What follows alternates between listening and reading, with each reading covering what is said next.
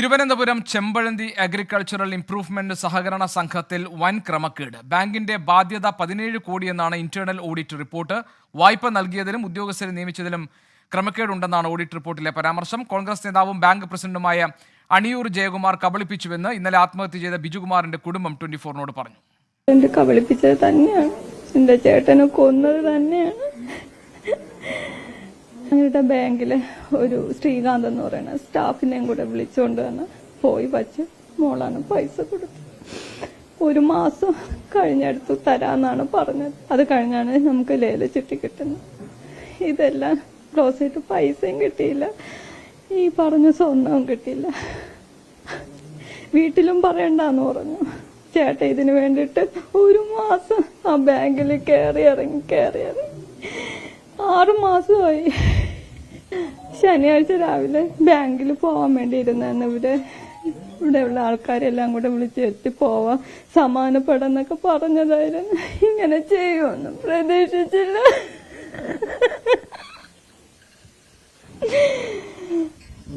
ബാങ്കിൽ പോയി, ആ ബാങ്കിലല്ല, ആ പുള്ളിക്കാരന്റെ വീട്ടില് മോളെയും കൊണ്ടുപോയായിരുന്നു. സംസാരിക്കാനുള്ള ഒരു മനസാക്ഷി പോലും അങ്ങേര് കാണിച്ചില്ല. അങ്ങേര് പറഞ്ഞു ഏത് സ്വർണ്ണമാണെന്ന്, നിങ്ങൾക്ക് എന്തെങ്കിലും പറയാനുണ്ടെങ്കിൽ ബാങ്കിൽ വന്നു.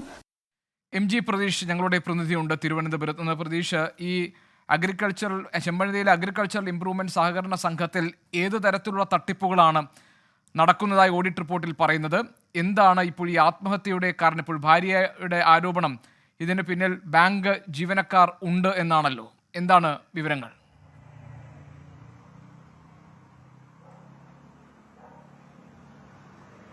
ഗോപികൃഷ്ണൻ, ബിജുകുമാറിന്റെ മരണവുമായി ബന്ധപ്പെട്ട കുടുംബം ഇന്നലെ തന്നെ നിരവധി ആരോപണങ്ങളാണ് ഈ സഹകരണ സംഘത്തിനും ഒപ്പം ഈ സഹകരണ സംഘത്തിന്റെ പ്രസിഡന്റ് അണിയൂർ ജയകുമാറിനുമെതിരെ ഉന്നയിച്ചത്. ഈ ആരോപണങ്ങൾ ശരിവെക്കുന്ന തെളിവുകൾ കൂടിയാണ് ഇപ്പോൾ പുതുതായി പുറത്തുവരുന്നത്. കാരണം ഈ ബാങ്കിന്റെ ഇന്റേണൽ ഓഡിറ്റ് റിപ്പോർട്ടിൽ തന്നെ ഗുരുതരമായ ക്രമക്കേടുകൾ നടന്നുവെന്നതാണ് പ്രധാനമായും കണ്ടെത്തിയിരിക്കുന്ന കാര്യം.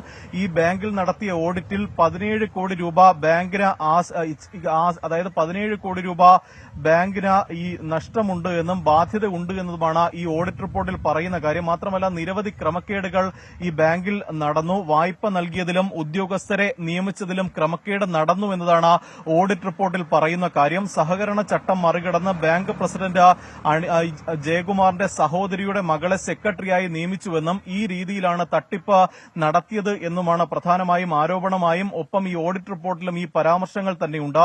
ഈ ലോണുകൾ കൃത്യമായി ഒരു മാനദണ്ഡങ്ങൾ പാലിച്ചുകൊണ്ടല്ല നൽകിയിരുന്നത്. ലോണുകൾ നൽകിയത് ജാമ്യം വാങ്ങാതെ ലോണുകൾ നൽകിയെന്നത് കൂടി ഈ ഓഡിറ്റ് റിപ്പോർട്ടിൽ പറയുന്നുണ്ട്. മാത്രമല്ല, ഒരു ലോണിന്റെ തിരിച്ചടവ് പൂർത്തിയാകുന്നതിന് മുമ്പ് തന്നെ പല വ്യക്തികൾക്കും മറ്റ് ലോണുകൾ വീണ്ടും നൽകുന്ന ഒരു സാഹചര്യമുണ്ടായി. സെക്രട്ടറിയുടെ പേരിൽ സ്വകാര്യ അക്കൌണ്ട് തുടങ്ങി പല വായ്പയുടെ തിരിച്ചടവും അതിലേക്ക് വകമാറ്റിയെന്നും ഓഡിറ്റ് റിപ്പോർട്ടിൽ പറയുന്നുണ്ട്. ഒപ്പം ഈ സ്വർണ്ണ പണയ വായ്പയായി മുക്കുവണ്ടം വരെ സ്വീകരിച്ച് വായ്പ നൽകി. ഇത്തരത്തിൽ ഗുരുതരമായ ക്രമക്കേടുകളും കണ്ടെത്തലുകളുമാണ് ഇന്റേണൽ ഓഡിറ്റ് റിപ്പോർട്ടിലുമുള്ളത്.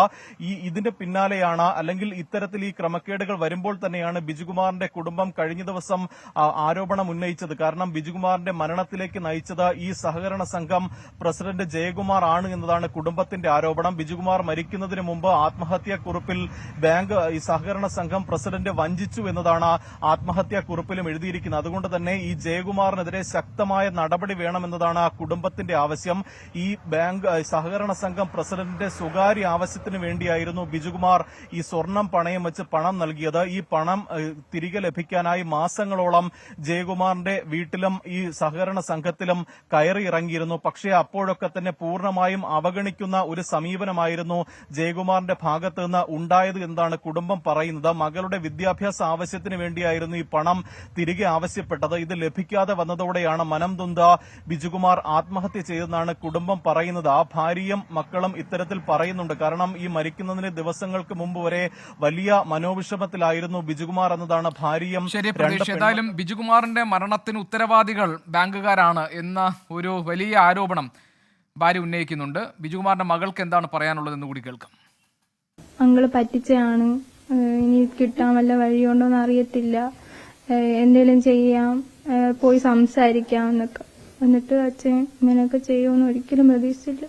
കഴിഞ്ഞ വർഷം LBSൽ അലോട്ട്മെന്റിന് കിട്ടുന്ന ടൈമിലാണ് അച്ഛൻ പോയിച്ചെന്ന് ചോദിച്ചിങ്ങനെ പഠിത്തത്തിന് ആവശ്യത്തിന് ഇങ്ങനെ പൈസ തരുമോ എന്ന് ചോദിച്ചപ്പം പറഞ്ഞ ആ തരാം, അലോട്ട്മെന്റ് കിട്ടട്ടെ എന്നുണ്ട്. അലോട്ട്മെന്റ് കിട്ടിയ ടൈമിൽ പോയി ചോദിച്ചപ്പം പറഞ്ഞ് പിന്നെ തരാം. പിന്നെ അലോട്ട്മെന്റിന്റെ ടൈം അങ്ങ് കഴിഞ്ഞ് പൈസ അടയ്ക്കാൻ ടൈം അത് ക്യാൻസൽ ആയിപ്പോയി, തന്നൊന്നുമില്ല.